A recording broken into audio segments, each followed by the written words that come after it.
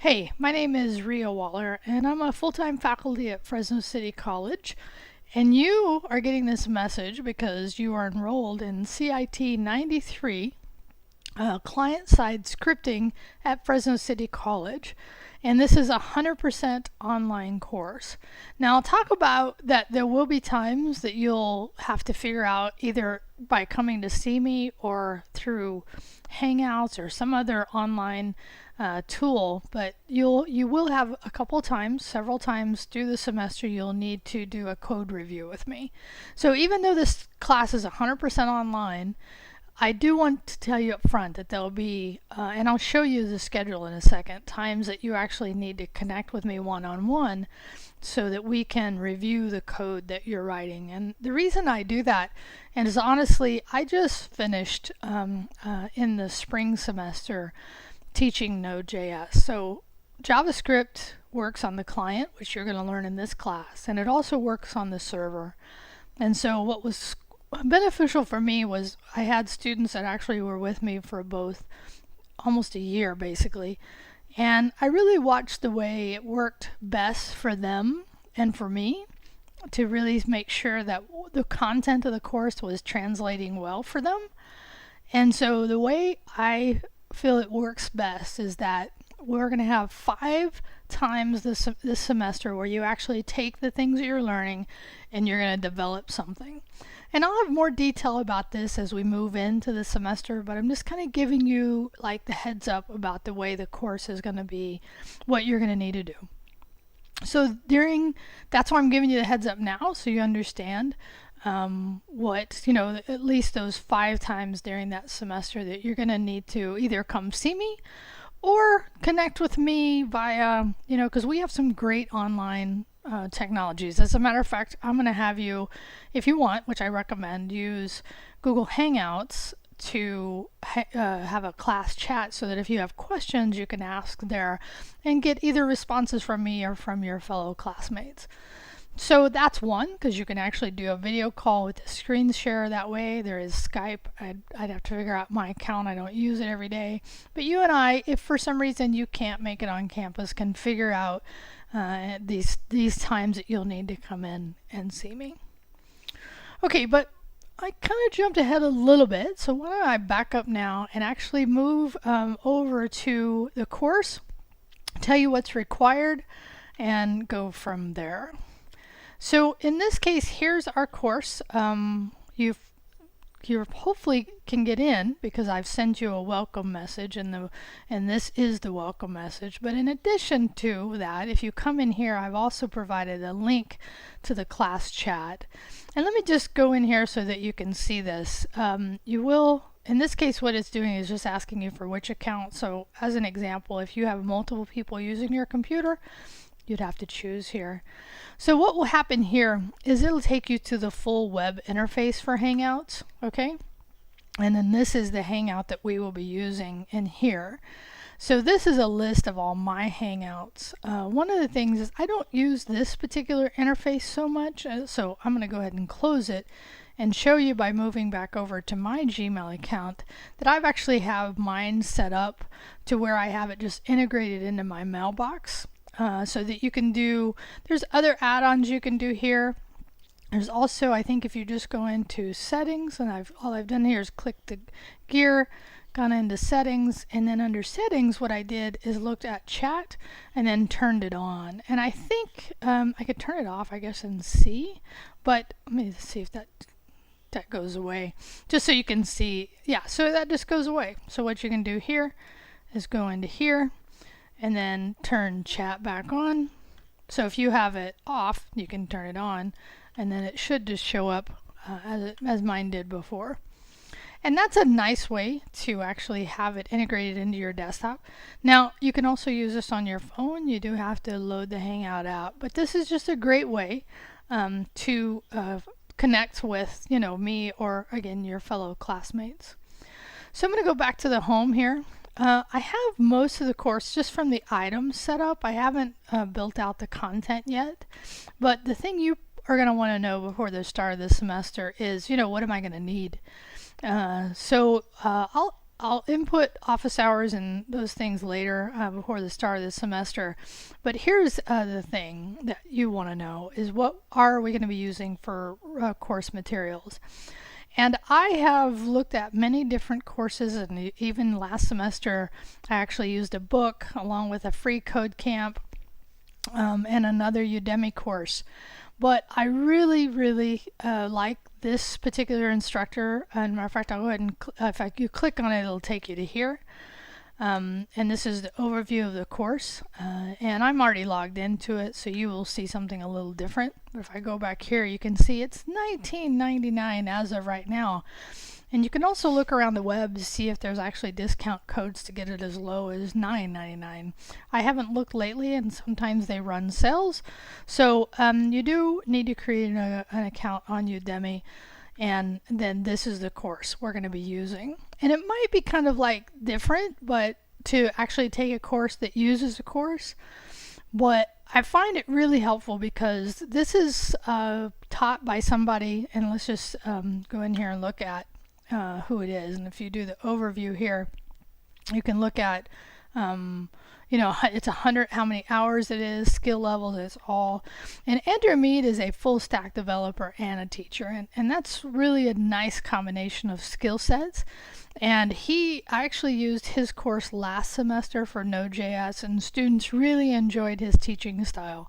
And he's really, for me, with all the courses I've looked at and all the materials, done an excellent job of really talking about how to learn JavaScript, the language, and then he integrates it into the browser.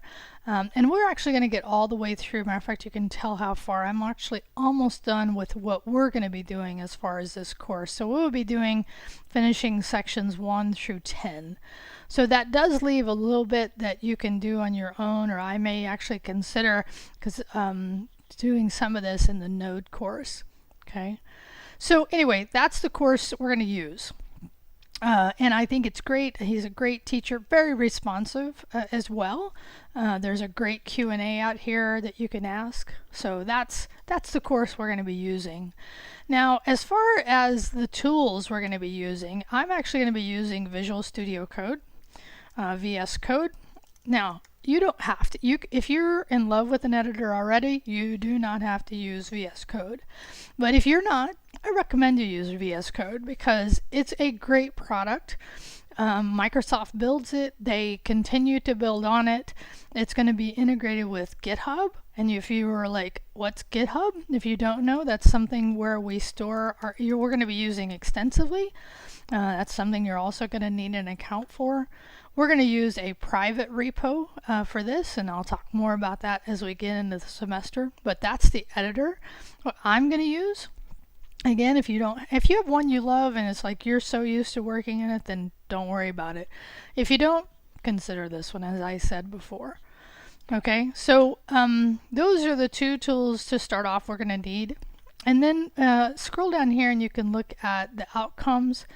And here's the schedule that I have for us. So when it says code up here, this is where we're actually going to code along with the class, okay? And I'll talk more about what that looks like and how you submit it later. And then that's on Thursdays, and then on Mondays we'll have a learn together, and this is where we take some of the concepts that you're learning in lecture or other things that I want to bring in, and we'll actually learn together. So we'll have some kind of mostly hands-on, might be a couple of concepts here, but mostly hands-on concepts related to what you're learning in the course. And then here are the develop it. So develop it 1, and then you can see we do 2 more sections, we do 2 more learns together, and then we have a develop it 2, and you can just see the way this flows. And then 3, and then we have 3 weeks, and then 4, and then we end with a 5th one. So when this breaks down, and this is the part that's important to understand, is these code ups are with 25%, the learn togethers are with 25%, but the most important part as far as your overall grade is these develop its. And really, that makes sense. When you think about what you want to learn, what you want to gain from this class is actually a skill to actually develop something. So you're going to learn from the Learn Togethers, and you're going to learn from the course, and then you're going to take what you've learned and you're going to create something that you want to create.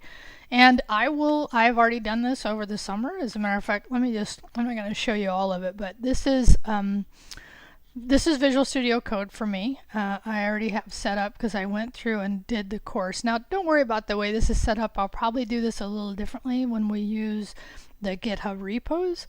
But I went through, and as each developed, then I created something from those concepts.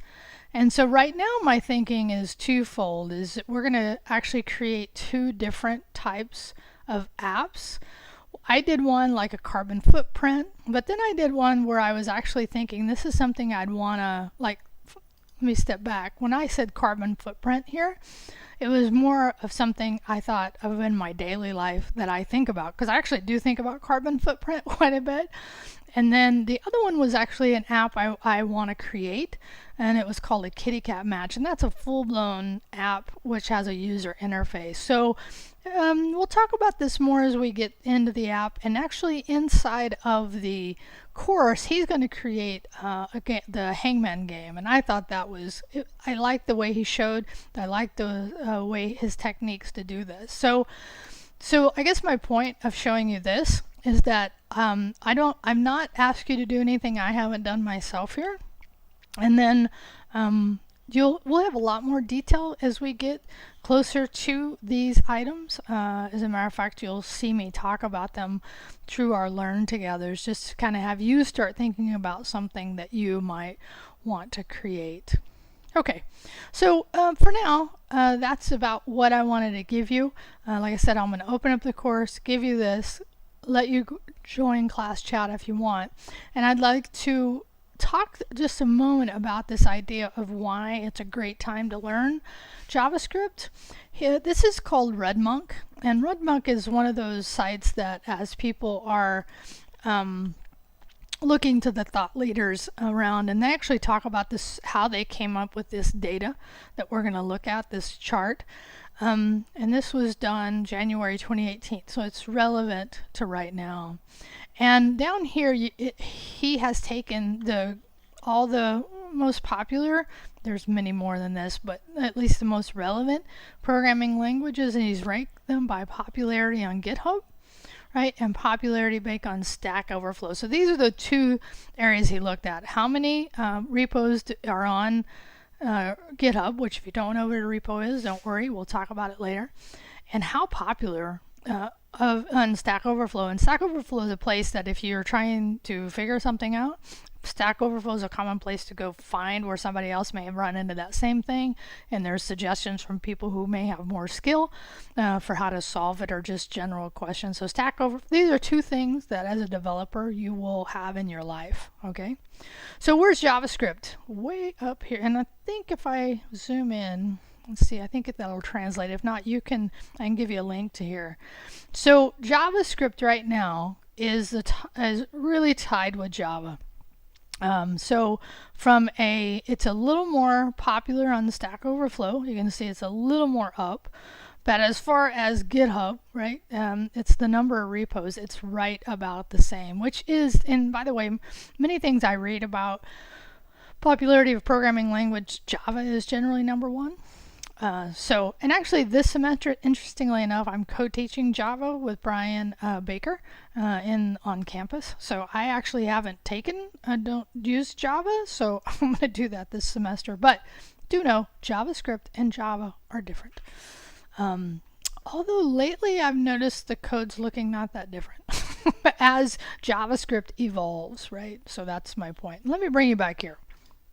Now, having said that, the reason I like this course, and I kind of jumped off of the more current, and that's really why I like this Udemy course, is that he's teaching it from modern JavaScript, because JavaScript has evolved significantly over the last 5 years, and that's part of why it's become so popular, is that there's just so much more what we like to see in traditional programming languages now built into JavaScript, right? So ES 2015, ES6 is often another term, and now moving into ES 2017. These are current ways that we program in. We use the language, we use some of the construction of the language, and being able to use modern JavaScript is very different than JavaScript even 2 or even 4 or even maybe 3 years ago. So the way I taught this last time I taught this is different than the way it's going to be taught this semester, which tells you how quickly the language is evolving. So enough for now. So we've taken a look at the course. I've given you a little bit of overview. I've shown you what's required. You are welcome to go ahead and look at that course, sign up if you want. I've shown you what editor I'm going to use and given you the heads up that we're going to use GitHub. I think that's enough for this one. If you have any questions, you're welcome to use that class chat or reach out to me directly. Do use the inbox for Canvas. Don't use my campus email account just because I typically check. I'm on Canvas more than I'm on my campus email, if you can get that distinction. And generally Gmail is my daily driver. That's why Hangouts works well. Anyway, enough. Have a great rest of whatever part of the summer you're at. I'm recording this, like I said, about a week, 2 weeks before the start of this semester. So peace out, and I'll talk to you soon.